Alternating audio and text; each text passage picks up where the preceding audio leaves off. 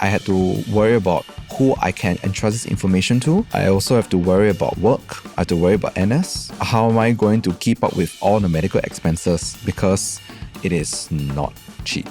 Not cheap, yeah. My worst case scenario was me being thrown out of the house. The terminology clean, to me and to them, it just denounces that, I am forever stained with something that I can't rub off. I am not seen as an equal anymore because I have this stain on my body, in me. It doesn't discriminate. It doesn't care who or what you are. If you have sex at least once, you are bound to be at possible risk of contracting the virus. When I told them, they will say, oh, okay, so it means now you're not clean. And like good friends or just like more? They were supposed to be good friends. Yeah, now not so much really lah. What's up, everybody? Welcome to another episode of 𝘊𝑚, your thrice weekly podcast where we talk about the hottest news with a touch of what, Terrence? Good old humor. Good old humor, man. Yeah. This is a special episode. Yes. Talking about a topic which, you hear about, but honestly, it's not talked about enough. Yeah. Especially, like you and me, right? Our demographic, right? Which is what? Very boring, married people. Sleep at 9 p.m. No, not say sleep at 9 p.m. Sleep early.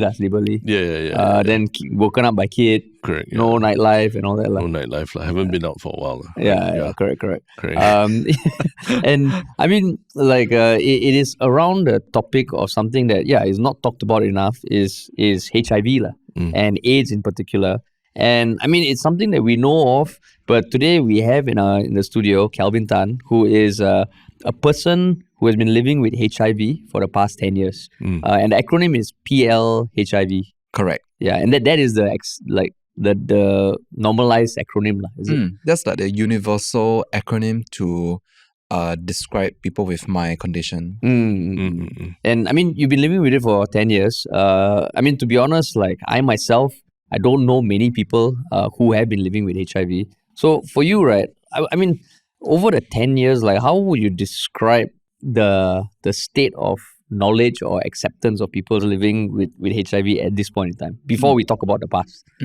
At this point in time, the information is so readily available, and in general, people are quite well informed about it. They know what the condition is, they know what it affects, and what people need to do to survive the virus.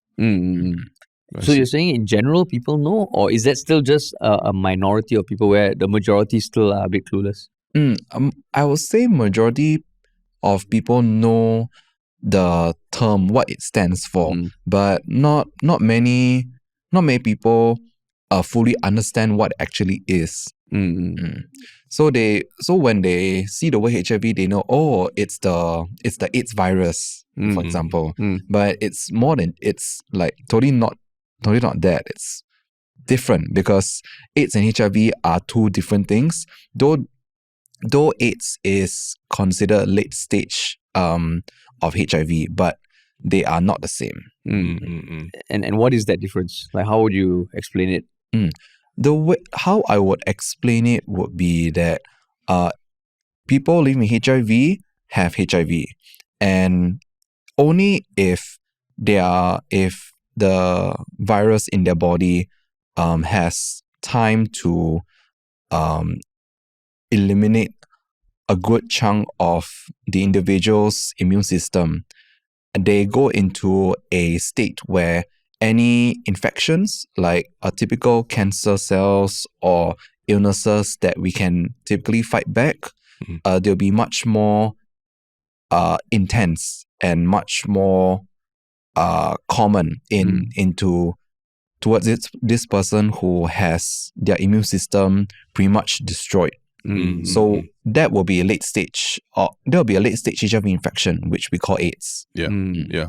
So living with HIV for almost a decade, right? So you must have been very, very young when you were first diagnosed, right? Could you just walk us through a little bit of what that was like, as a young person getting diagnosed and how you felt back then? To make everyone feel older, I'm currently 29 this year. Wow. And Thanks. so if you work the math, 10 years back, I acquired HIV when I was 19. So what happened was after having sex with people, about a week afterwards, I started developing a mild headache. I was still in school back then, so the headache felt quite severe. So I went home and lied down on my bed, and before I knew it, the headache grew into a month-long fever. Oh. So it was a kind of fever where if you are outside in the hot sun, you shiver, and if you're in an aircon environment, you start to sweat. Yeah, so that was the kind of state I was in for a good month. And I couldn't really. Every time I tried to get up, I would just fall back down because I was so weak and my body was just like fighting something so intensely. At that point, I knew something was up, but I had no energy to even get out the house. It was only after a month where I finally could get the energy to head to the nearest A&E to find out what was going on. And after the nurse took my blood sample and they did like a test, they couldn't find anything. So, and the nurse said whatever was there, I think it's gone. So myself, my parents who were there, and the nurse, we all kind of concluded, oh, that's probably dengue fever, because it kind of lasted the same duration as my fever. So we kind of like left it at that.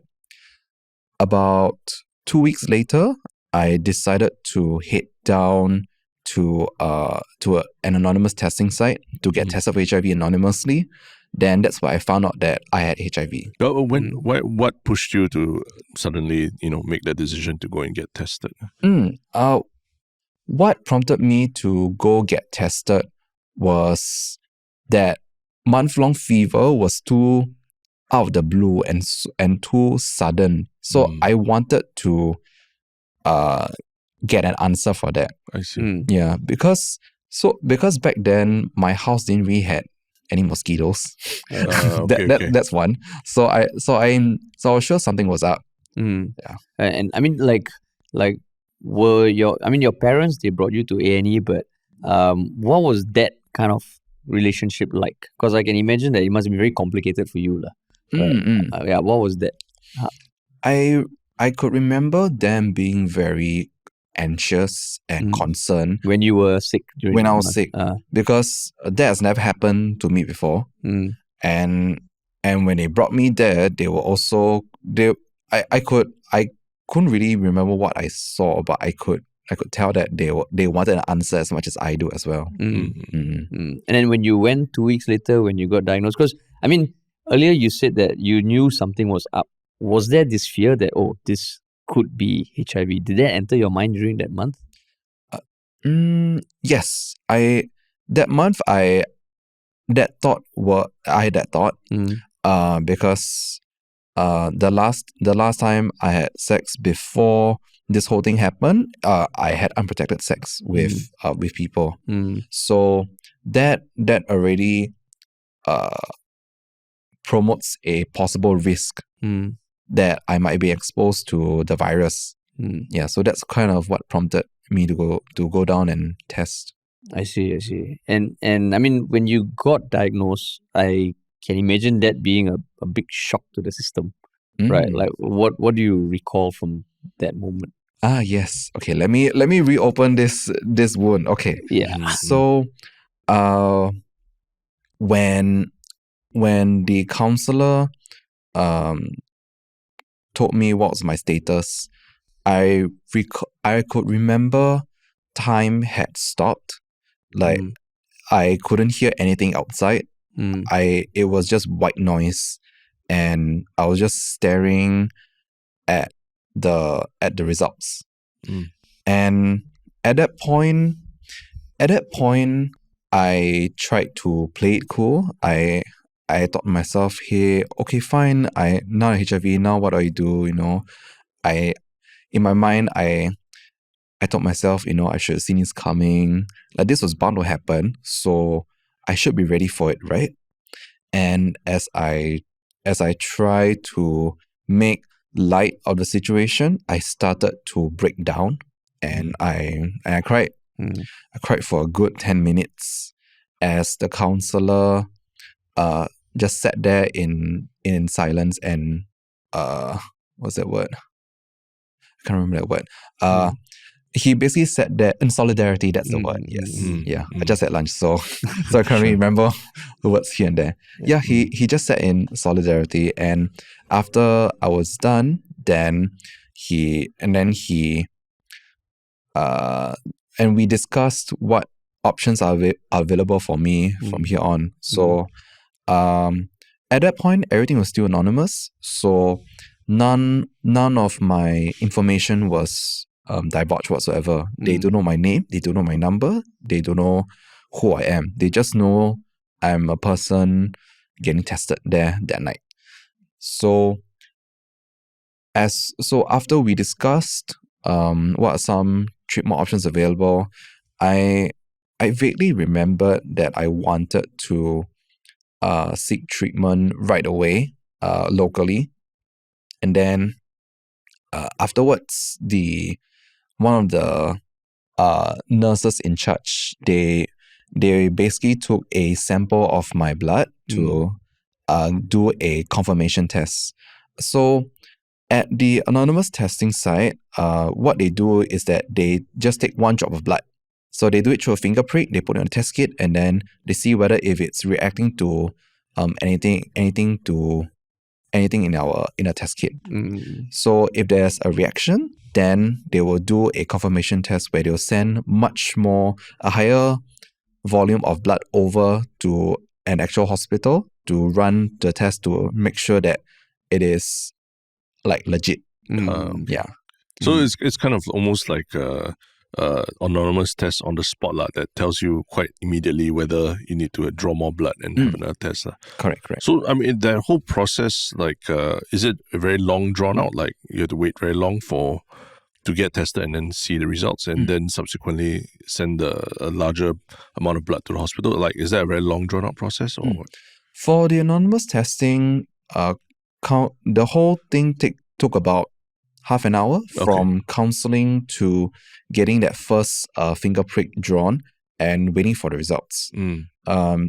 Then afterwards, with the post-test counseling, where the counselor will announce will inform me what's my status, and afterwards, when it drew my blood, it took about another 5 minutes or 10 minutes or so. Oh, okay. Yeah, so the whole thing took about an hour. So I would say it's quite fast. Okay. Okay. And I mean, in this day and age, you work with Action for AIDS. You are very outspoken about, the stigmas against people living with HIV, which is very, very commendable. But back then, right, you mentioned reopening a wound, and I can't imagine what it must feel like to be diagnosed. But what were the biggest concerns that you had? Like, how did you think it was going to impact you? Why did it, did you feel like your world just stopped? So why I felt that the world had stopped was because now with this condition, I have to worry about, first, how am I going to manage my health from here on? Next, who can I trust with this information? Because at that point, even I felt that people living HIV, I don't know anything about them. I don't know anyone with HIV. I don't know how they live. I don't know what to do. And I don't know, but I do know that they've been so discriminated against because from what I could remember, HIV means death, or AIDS means death. So if I were to tell someone that I have HIV, how would I would wonder how would they react. So I had to worry about who I can entrust this information to. I also have to worry about work. I have to worry about NS because I haven't gone through NS yet. And how am I going to keep up with all the medical expenses because it is not cheap. Not cheap, yeah. Yeah, so all those concerns were in my head like at that point upon diagnosis, because now I have to worry about all of these at the same time, and and as much as I wanted to prioritize what comes first, all of them were right in front of my face. I didn't know which to give attention to, so I had to give attention to all of them. I mean, like for a layperson like me, I was young when it happened, but I remember like when the basketball player Magic Johnson was diagnosed with HIV and all. It was quite big news lah, and even as a kid, it was quite shocking. And I think one of the big things that I think that time also they were talking about the cost of medication and all that. So all these things you said were things going through your head, right? But did the counselor, like talking to a counselor, did it help to alleviate some of those fears that you were having, or was it like a very long drawn out process for you to come to terms with what you had to deal with? All these concerns, I didn't seek any opinion from the counselor back then, because I felt that it was something that I caused. My diagnosis was a direct result of all my choices up to that moment. So I didn't want to burden a stranger with my issues. So I thought to myself, I should be able to handle this on my own first before I seek it from others. Yeah. So all these concerns, I kept it to myself, and I spent a while trying to find an answer to all these questions. How the anonymous testing works is, after I've done my confirmation test, the counselor provided me his number in case I need to talk to someone, because the confirmation test takes about 7 to 10 days to get a result. And at that point, I did have to pass my contact number to the counselor so they can reach out to me and inform me what's my result. So during those 7 or 10 days was where I tried to answer those questions on my own. Really? Just on your own? Like not even friends or anything? Like No. you weren't reaching out to them? No, I've only reached out to my first group of friends, I think about close to the end of that year.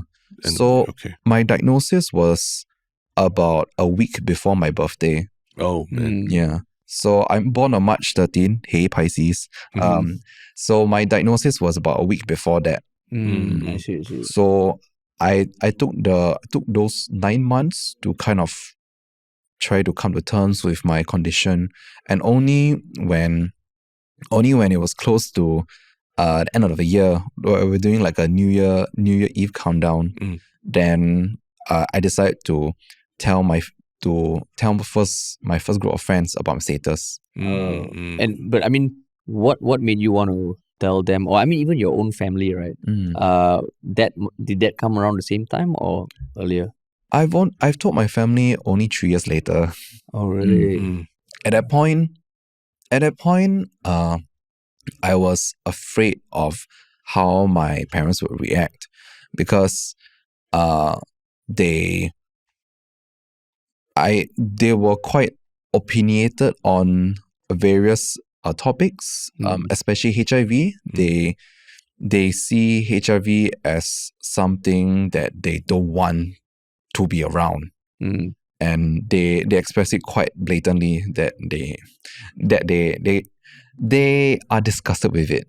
So if in my mind, if I as their son tells them that I have HIV, then I don't know how they will react.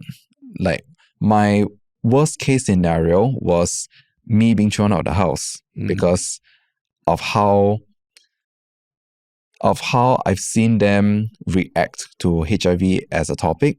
So I was very scared that that will happen to me. And I mean, when you eventually told them, like, I mean, what pushed you to come tell your family? What pushed me to tell them was my enlistment.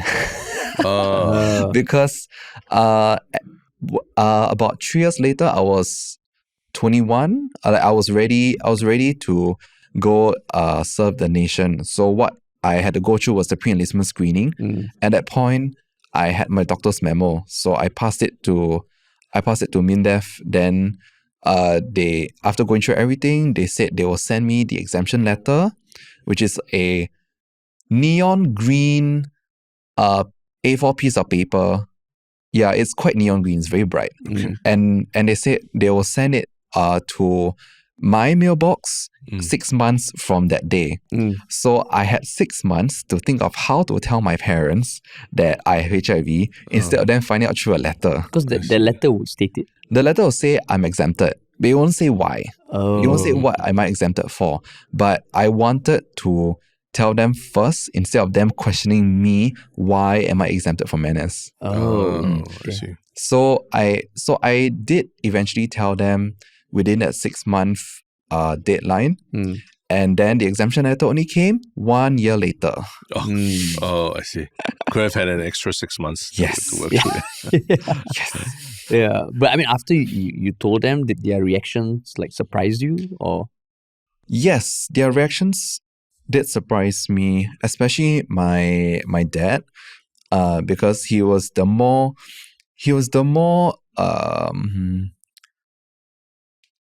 how do I describe it? The more disgusted one compared to my mom.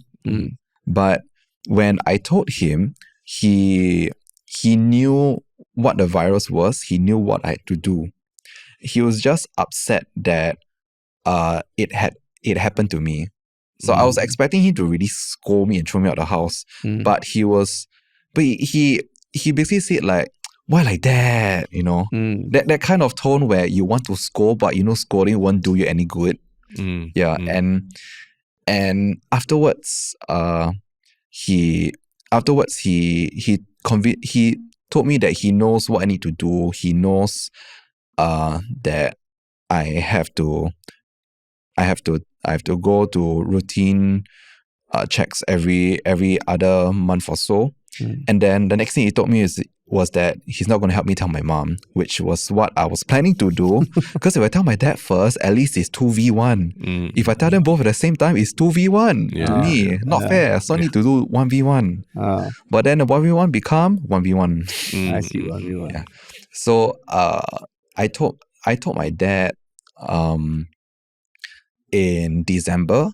Then I told my mom in, I think, March or April the following year. Yeah, so my dad already had knowledge back then already.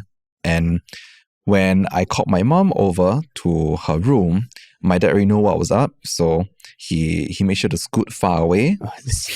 So I'm left to fend for myself with my mom.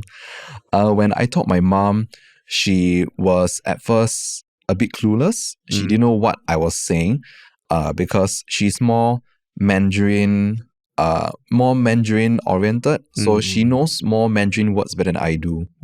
So the unfortunate thing about the term HIV is that there's no simpler term to describe HIV in Chinese other than 艾滋病, which means AIDS. So I had to tell my mom that I had 艾滋病, and she panicked. Like she was shocked. But I told her it's not AIDS, it's HIV. And then when after telling her, she looked quite spaced out. Like I could see she was trying to digest the information. Sure. And then she started rambling a bit here and there about being quite disappointed with what has happened to me.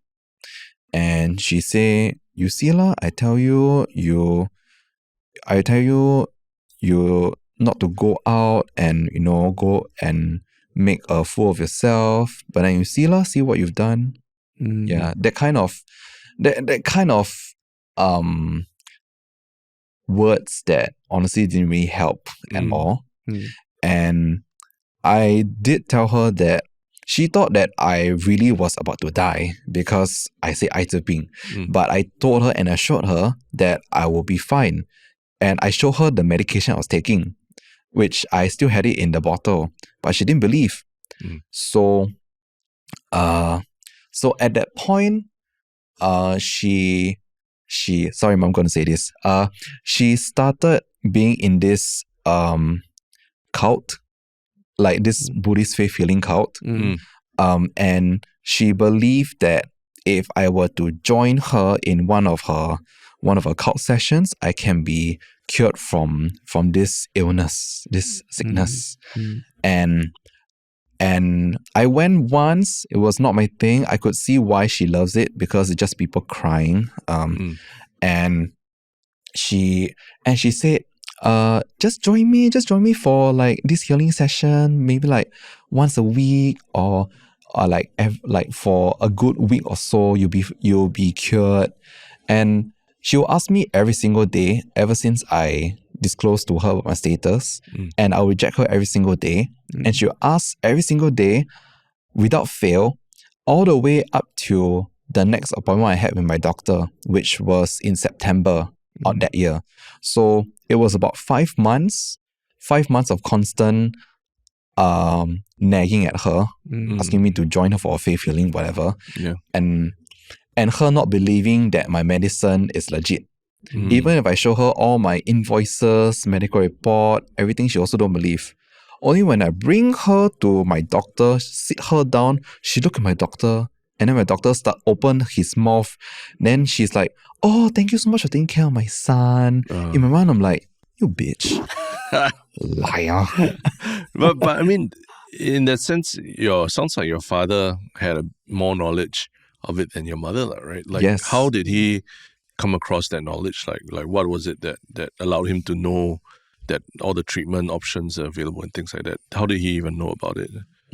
Honestly, I haven't really asked him, but but from what I could gather, he reads the papers, he reads the newspapers, and I think he asked around his friends as well. Because that sounds quite in some sense quite enlightened for a slightly older generation, right? To understand about the implications of HIV but how it can be treated, and you can still live your life. So it is quite surprising. But would you say that for people their age, your parents' age, the majority of them already know about HIV and its implications?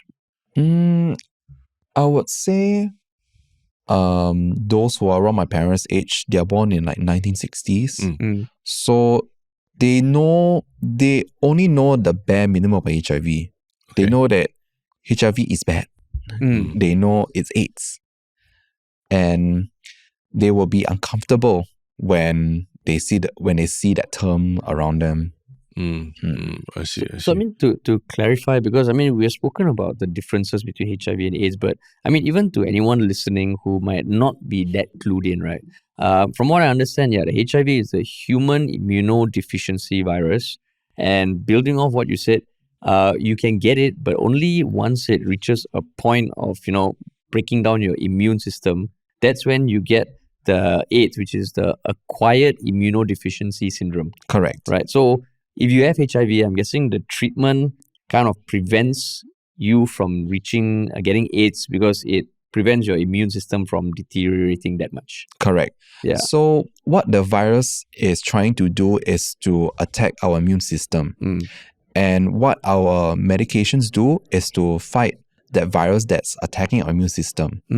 Yeah, so that's how medications today help to suppress the virus. It interferes with the virus as a whole, so that it cannot replicate itself. It cannot it cannot make more copies of itself in our body.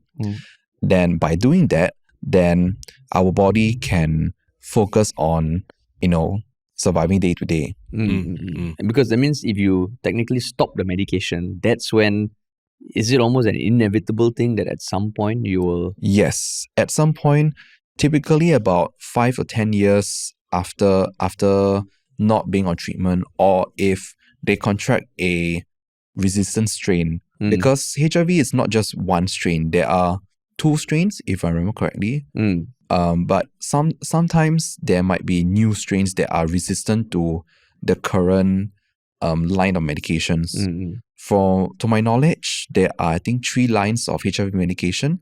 The first line is what I take and what many people take in general. So that's the first line where HIV is easily managed, and if there are any side effects to the medication, then it's not as strong and doesn't last that long. Second line is where if there's a resistant strain, then the side effects will be much more prominent. Then the third line would be much more stronger, which will come with more side effects. Okay. I see. So, I mean, it does sound like, you got HIV at a very young age, and you spent a number of years coming to terms with it and sharing it with family and close friends and all that, right? But eventually that also, I mean, somehow you also decided that you want to go in and work with Action for AIDS and almost, and talk quite publicly about this whole thing, which is quite, different from 10 years ago where you were, right? What actually pushed you towards like opening up about it and even working in the field or so?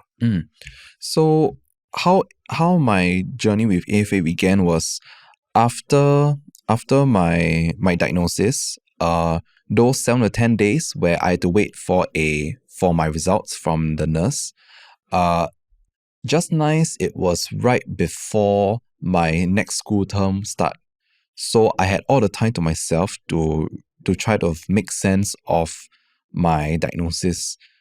And so all those concerns of whether if I should start treatment now or start treatment later, questions like who can I trust my status to, how would they react, how would work be, how would NS be, and how would my health be in the future?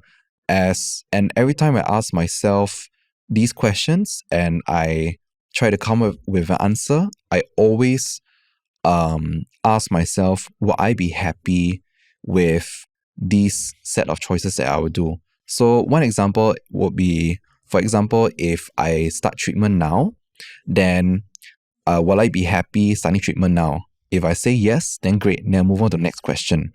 So it's quite systematic when I ask myself these questions, because I wanted to be thorough with how I want to understand and comprehend my condition. So as I was trying to come up with an answer, I realized that all the other individuals who were diagnosed this same year and the years before that, they had to go through this same worry as well.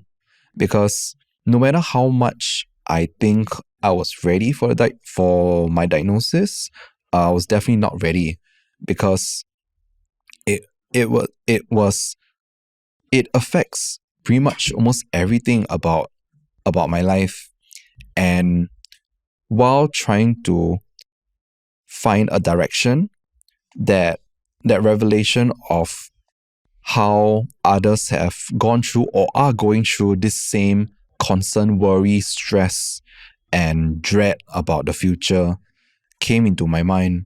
And then I realized that this isn't the way for people like us in general to understand what HIV is until we go through it ourselves. And that's not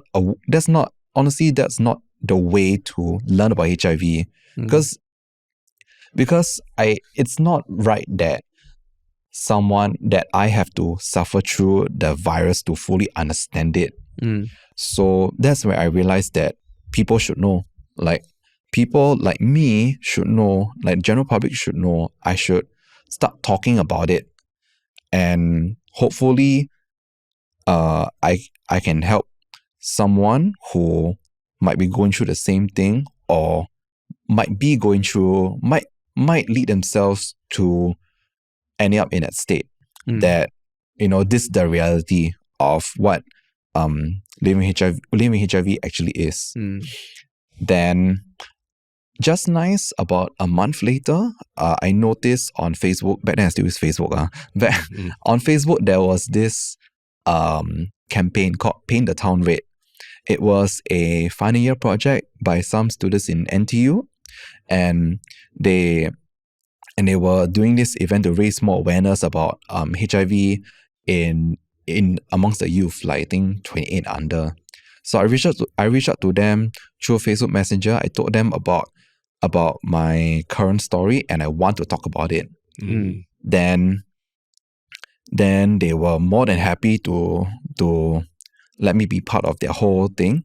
So they arranged a meetup with me at my school, because back then my school was quite big and it was the only like safe space I can think of at that point in time, because I didn't want them to be near my house. And then so my school was the next best bet. Since they're already capitalizing on where I was from Singapore Poly. I went to one of the outdoor areas in, I think, T21 or T22.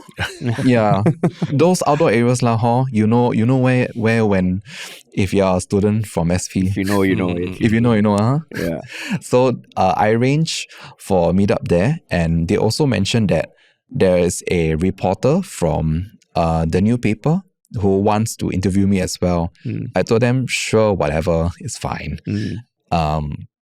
So when I finally met up with them and they got to see the face, and then I wanted to talk about it, and before I knew it, I started crying. Like the wound was still very fresh, and it's just the pent up stress from worrying about the future and worrying about now kind of poured out, and we spent like 15 minutes crying together. They could. It's like my sadness just poured out, and then they got affected by the sadness. Then they also cry. Then interview also cry. And after crying, then they realized that, yeah, this is something that will have a very huge impact. So the event happened about a month or so later. At that point, I've told my doctor about this event, and I invited my doctors to come down and attend this event as well. So the event happened. They brought me up to stage. It was a closed event, so if there were any cameras, it was only for internal users only. So everyone sat down. I sat down. Then once again, I started crying. I made a whole room of, I think, 60 plus people cry. Yeah. And then after crying, I told them about my concerns about affording medication, especially at that point, because as a student, I was not working, and I had to first pay my school bills, which my parents are paying, and I now have to worry about my medication, which at that point, without any subsidies whatsoever, I had to pay about $600 a month. Oh shit. Okay. I was only able to get a subsidy because I had to provide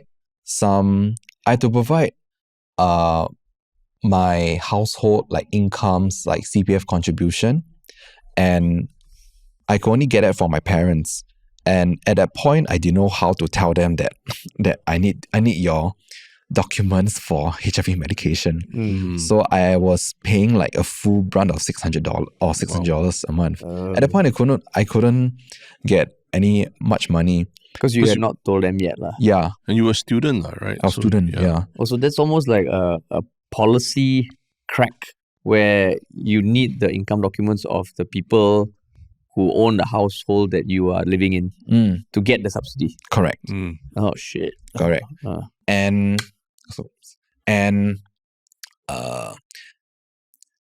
even if I have the documents, I submit it to them. They still need time to vet through the documents and and to give me that subsidy. So at that point, it was really a full brunt of the medication costs.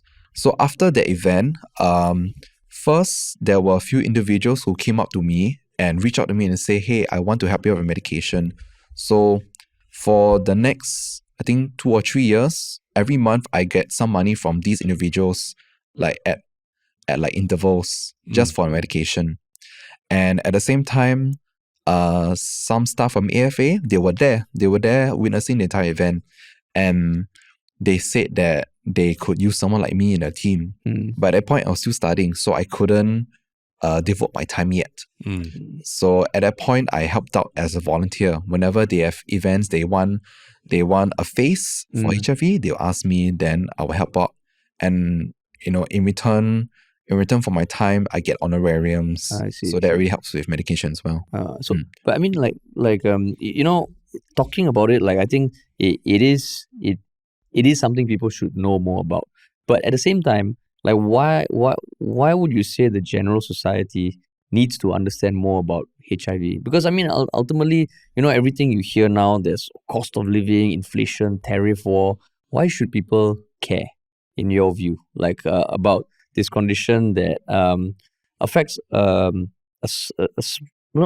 say a small group of people, but a group that they are not part of, and they cannot imagine themselves being part of? I would say that it's good to know what it like, to completely understand what HIV is, because it affects anyone and everyone. As long as you have sex, it can affect you. And the reason why, as of now, I think I'm the 5th person to be out about my HIV status in Singapore. There's the reason. 5th? Only the 5th. Only 5th, wow. Yeah. You mean up to now only 5 people have come forward? Yes. Oh, wow. Actually now got 6 lah. But then but 5 or 6 is still holy shit. Okay. And I was back then I was the youngest one to be out about my status. HIV first arrived in our shores in the 1980s. And if you do the math, there's 40 plus years of only 5 people who are out about the HIV status. It's mainly because for a good 20 years, HIV has always been associated with death. And a lot of us were unaware of how it's actually transmitted, because if we see someone so sick, we don't know what kind of sickness they have. Naturally, the first thing that we'll do is to not be involved with them whatsoever, in fear of what's that word? Of contagion, And for a good amount of time, we get avoided, People don't want to talk to us because we don't know, because we are all scared that, we get HIV if you talk near someone or someone touch you, then HIV already. Those kind of fears have been going strong even to this day, that we are like walking time bombs. The moment we are near you, we hug you, or we shake your hand, you get HIV already. You still get people Yeah. I still get visceral reactions when I tell people that I have HIV. They get a big shock, oh my god, Yeah. I see. And I don't really fault them for that. I do fault how HIV has been conveyed by the media ever since it came to our shores. A lack of understanding, a lack of knowledge, and just the overall fear of the unknown has led us to this behavior. I mean, you even mentioned the fact that in Mandarin, there wasn't an easy way to differentiate between HIV positive and AIDS, right? The language itself already provides an obstacle for people understanding the nuances of it. Correct. How do you get around? What do you think needs to be done to get around these kind of obstacles? Does a new kind of vocabulary need to be introduced, or just more education, or what? I feel having more education on what HIV is in Mandarin would be great. There is one term to describe HIV, but it's I don't know how many characters long, 7, 8 characters long. Oh, Yeah, I don't know what's it called because I don't know how to say it. yeah. But 艾滋病 is like three characters instead Yeah. of like 7, 8 characters. Mm. It's quite a mouthful lah. So I think that's why people stick with the word 艾滋病. I see. But I mean, you also mentioned that there are people who they shun you when you tell them about having HIV. But what about the friends? Like, were there friends who stuck with you through this, and were there friends who turned away because of this? And like, why do you think each group of people did that? Let's start with the first group of friends that I told. So when I told my first group of friends, I was expecting a lot of rejection. But when I told them, they all collectively said, oh my God, are you okay? Like, are you fine? So just for my worries about getting rejected from them kind of vanished immediately because they were more concerned of my well-being at that point instead of like being scared for themselves. So that was the ideal, not really ideal, like the more favorable response I had in the past. Then fast forward to maybe about a year later, when I was still in school, I started disclosing my status to some of my friend groups. So those who are concerned, they will first say, "Oh my God," and then, "Are you okay? Like, how, like, is there anything I can do to help you?" That kind. So that's one extreme. The other extreme was, when I told them, they will say, okay, so it means now you're not clean, yeah. These are people your age, people my age, same yeah. age as you. And like good friends or just like more friends, acquaintances? They were supposed to be good friends. Ah. Now not so much really lah. Ah. Yeah. And just the terminology clean means to me and to them, it just denounces that, I am forever stained with something that I can't rub off. And that I am undesirable. I'm not seen as an equal anymore because I have this stain on my body, in me. Yeah, so those have been the contrasting reactions with my friends. Thankfully, I had more optimistic ones than negative ones. So that, in a way, my condition has helped me to filter out which friends I should have in my life.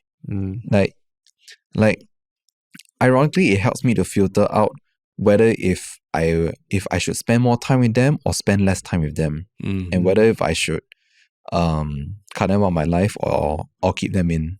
I see. And I mean, like going through all that kind of social stigmas. I mean, for the ones that you realize are not your friends. I mean, in some way, good riddance. Like you have your new friends, but you mentioned just now something about how when you wanted to get subsidies, you needed to get the CPF documents of your parents and all. And like, as much as the social acceptance of HIV and normalizing of it can happen, like, is there anything on the policy side or regulation side that impacts you or has impacted you or has changed for the better over the past 10 years? For medication wise, to my knowledge, unfortunately, getting a subsidy, that's the only way to get a medical subsidy for my medication. And from what I know, there's no other way, because in the end, I need to have proof that I'm poor. Like, if I think about it, I need to show them, I need to prove to them that I'm actually poor, so I need my medications cheaper.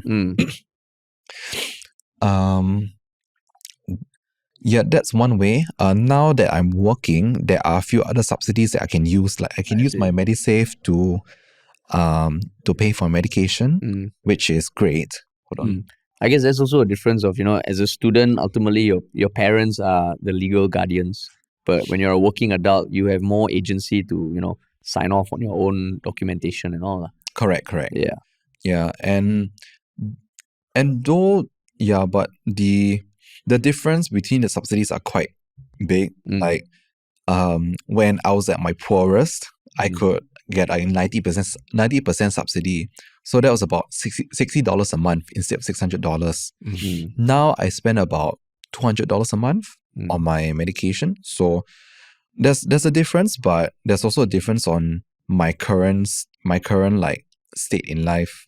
So now that I'm providing for myself, I can afford my own medications now.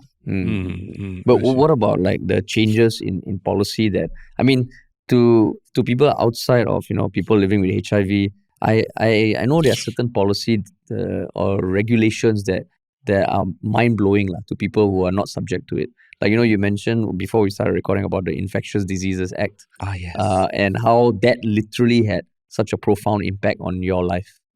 Yes. So the Infectious Diseases Act state that if I'm HIV positive and I'm about to have sex with my partner, I have to disclose to them that I'm HIV positive, and I have to let them know about the risk that they will take when they have sex with me.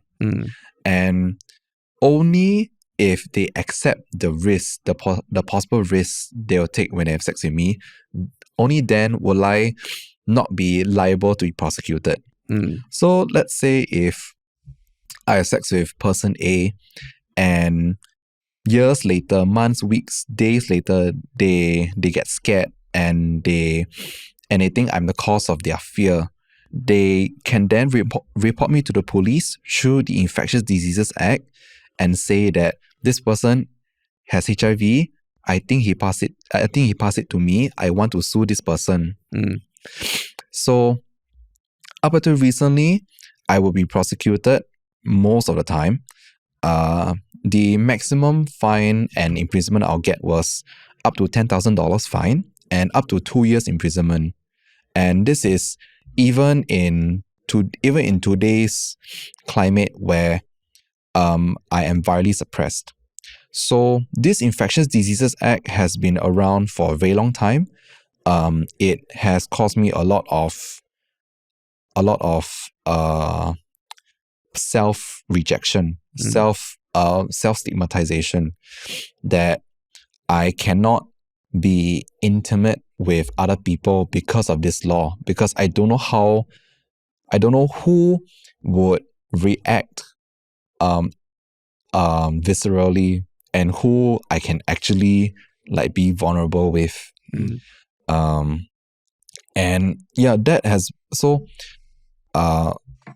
even so, like when I have sex with people, that when I have tried experimenting, like I've tried first disclosing my status to the person I'm about to have sex with, and then they say, oh, okay, then can we not have sex? And can we like just be friends?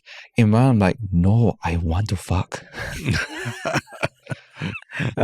So there's that sexual frustration that kind of builds up, and eventually I get burnt out. Like, why? Like, what's the point in finding people to have sex with or finding people to be intimate with when all I've gotten so far are just like, oh, can we be friends? That kind of creates a huge obstacle for the person to think about their sexual history up to that point, what kind of risk they're putting themselves at, and whether they can assure themselves that they are not at risk when they have sex with me after I have sex. So when these thoughts are in your mind, when you're about to have sex, you will not be turned on. But I mean, like, maybe you can give a bit more detail about when you say virally suppressed, right? Because I can imagine people who are not aware, myself included until doing research for this, that virally suppressed, in my mind I was like, oh, but you still have the virus. But there is something about being virally suppressed enough that it's almost undetectable and not possible for you to pass it on. So maybe you can just share a bit more about that whole context. So what I mean by virally suppressed is that the virus has been suppressed in my body with medications to a point where even if I have sex with another person, I cannot transmit the virus because there's so little copies of the virus that it cannot be passed on to the other person. So when they say undetectable, that means that the current machines in the hospitals, they will detect that there is HIV, but they cannot detect enough copies for it to give a definite number. And this is backed up by the latest change in the Infectious Diseases Act. No, this is backed up by various studies that have been done over the past 10 years. Yeah. But ultimately, it resulted in a change in the Infectious Diseases Act? I hope so. Because what is the new change? The new change to the act, to the Infectious Diseases Act, is if someone is virally suppressed, and if someone is virally suppressed for a period of time upon getting accused of or passing on the virus to the said person, they are not liable to be prosecuted under this Diseases Act. But I mean, it's interesting to know that. I mean, like, you know, as Singaporeans, when you hear the law change, that means that there is validity to the fact that if you're undetectable, if you're virally suppressed enough and undetectable, that it's a real thing, as in the risk is minimal, right? Correct. So I mean, like, you know, that relates to people who are living with HIV, but a big part of, you know, even finding out about HIV is doing testing, right? But aside from, you know, the larger society understanding the differences between HIV and AIDS, why do you think it's also important that more people rather than less people go for tests, even if they are like, they don't lead lifestyles that maybe they think that, oh, I'm not high risk? Like, why is it still important to test? I feel it's important to get tested at least once, because it's at least one, you know how the testing journey works. Because many don't test because they don't know what is going to happen at the testing site. They either that, or they don't want to find out about their status because they either feel like they are not at risk, or they don't think they'll get the virus. But the virus, how the virus works is it doesn't discriminate. It doesn't care who or what you are. If you have sex at least once, then you are bound to be at possible risk of contracting the virus. So, and how the virus gets detected by at the testing sites is there is what we call a window period. It takes about 3 months or 90 days for the HIV virus, for us to produce the HIV antibodies that are attempting to fight back the virus. But the virus can't be eradicated that easily with our immune system. So that's why we need HIV medication. So these testing sites, what they do is that they test for the HIV antibodies in our system. Because we can't test the virus directly, but we can test the things that react to it. So it can take up to 3 months for someone to develop HIV antibodies. So if you think back the last time we had sex, if I had sex like 3 months ago, 4 months ago, 2 years ago, but I don't know my status, but I think I used condom, maybe I forgot, then all these concerns and questions can be answered with HIV tests. Because once you know HIV test, once you know your HIV test results, you know your status, then you'll be assured what's your status. So at least you know what you need to do afterwards. You know, maintain your current safety measures like using condoms, or you can go for more tests like other STI tests. They are available around as well. So at least you can start this overall healthier, like sexually healthier lifestyle. You know, you get tested, you know status, so at least you know you're not putting someone else at risk, and you know that all the possible infections you can get if you didn't get tested, and if you happen to be in a late stage HIV infection, which is AIDS, then at least through testing, you'll know where you're at. So if, for example, touch wood, if you go get tested and you find out that there is a HIV infection, then at least you can take steps to get it treated and get it like well maintained so that your health will be at its best, and you won't put others at risk as well. And I mean, the one thing I did notice was that the anonymous testing, like, is even available in a mobile test van, literally, that goes around place to place and works out a van with like even counselors and everything, having different stations there. Like, well, what's the rationale behind having it in a van like that? So at AFA, we have our anonymous our mobile testing van. I personally named the van Velma because van, mystery van kind of thing. Velma, yes, yeah. Yes. So our mobile testing van was invented because going to a clinic, like in general, creates that preconceived notion that whoever you see from outside going into the clinic, that they either are sick or they are testing for HIV. Because our anonymous testing site is currently located in the same place as DSC clinic. So we use their space after hours to run our anonymous testing site. And the association of going to DSC means that, you must have STI, you must have HIV. So that can actually deter people from testing because they don't want to go into a building that's associated with the virus.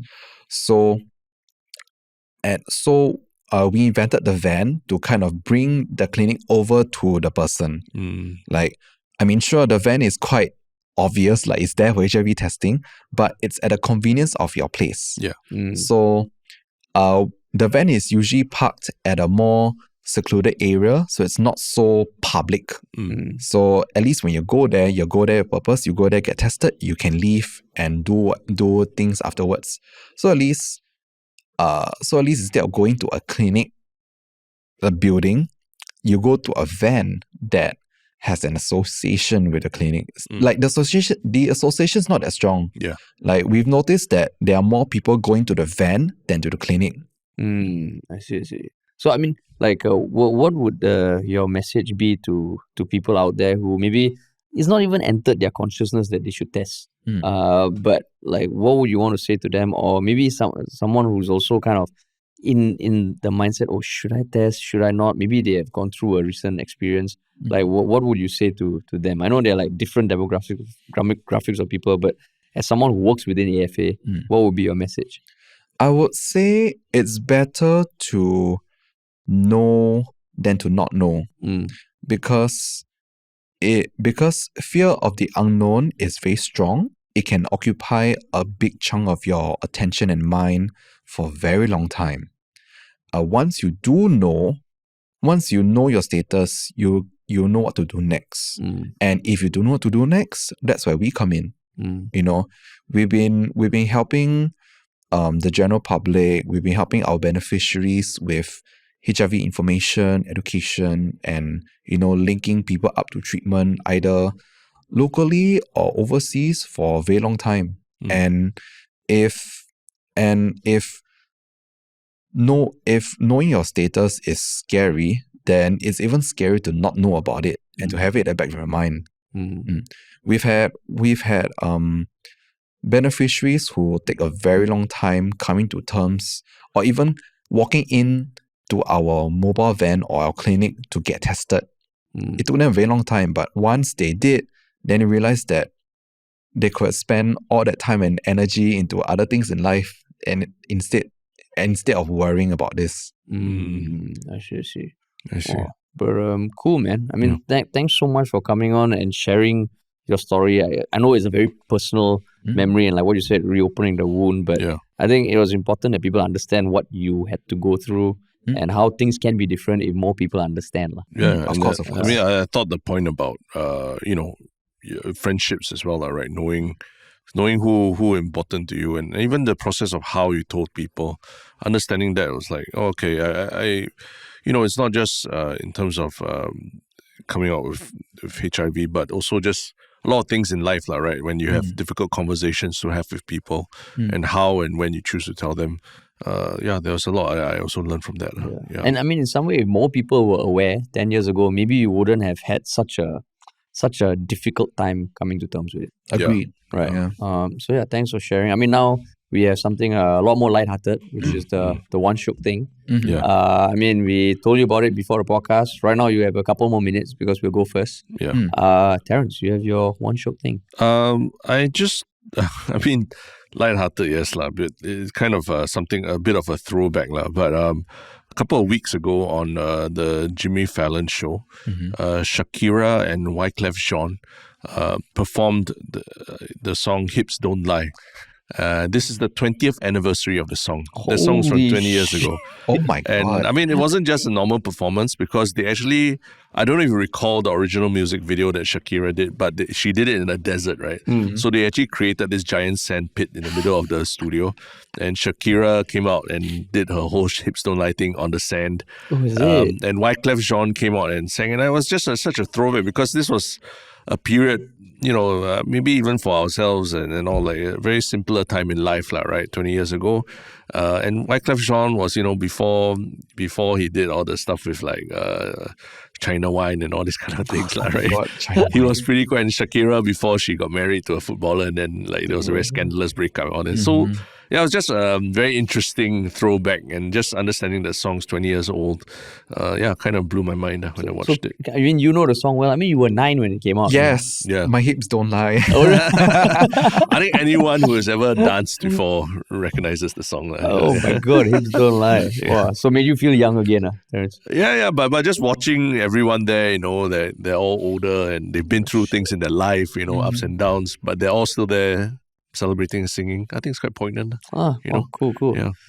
Mine is a book that I started reading recently. Because now I think previously one of my 𝘓𝘕 things was the Kindle that I found at home. And actually, I used to think that, I only want to read a book that has paper to feel and touch. But no, I love the Kindle because it just makes it a lot easier to read. So the book I started reading was called 𝗍𝘗 Mastery, which essentially, I mean, it sounds like, it's all digital e-commerce, but it's a very, timeless breakdown of what it means to build a business. And it's one of those books that I've always heard people recommend. And it was written by Michael E. Gerber. So it's 𝗍𝘗 Mastery, the 7 Essential Disciplines for Building a World-Class Company. Why I think it's interesting is because it's told through a conversation he has with like owner of a bakery. And it just breaks down what starting a business actually means.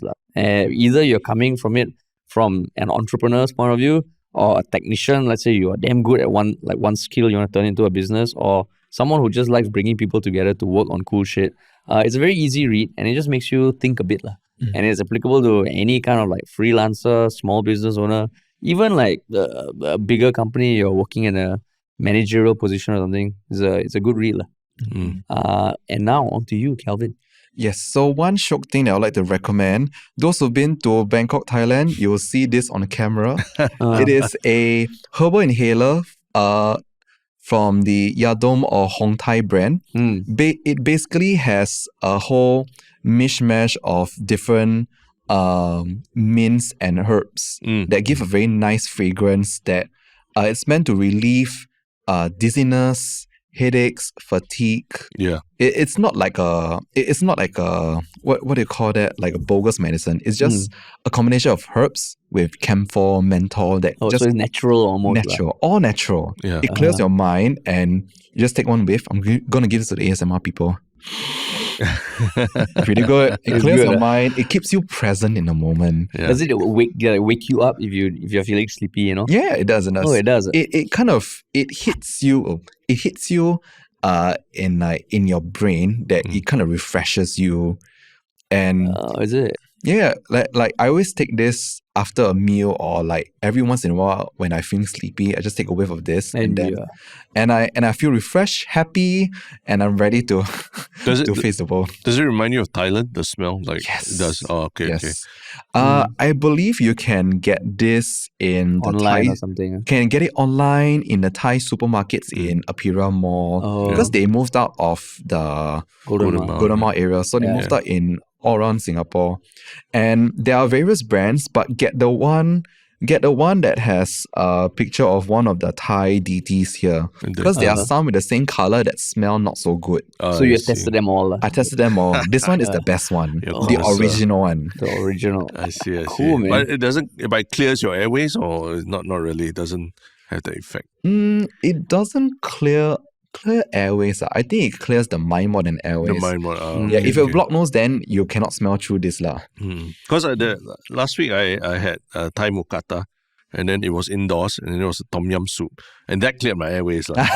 Tom yum you go in and my make nose. like something a tom yum inhaler. But not in a good way lah. I was tearing and coughing by the end of it lah. But that one, I've seen a lot of people using it. I'm like actually curious to try it out. Cool, man. Yeah, we'll put a link to, I guess, the product itself, and wherever people want to buy it, they can find it lah. Yes.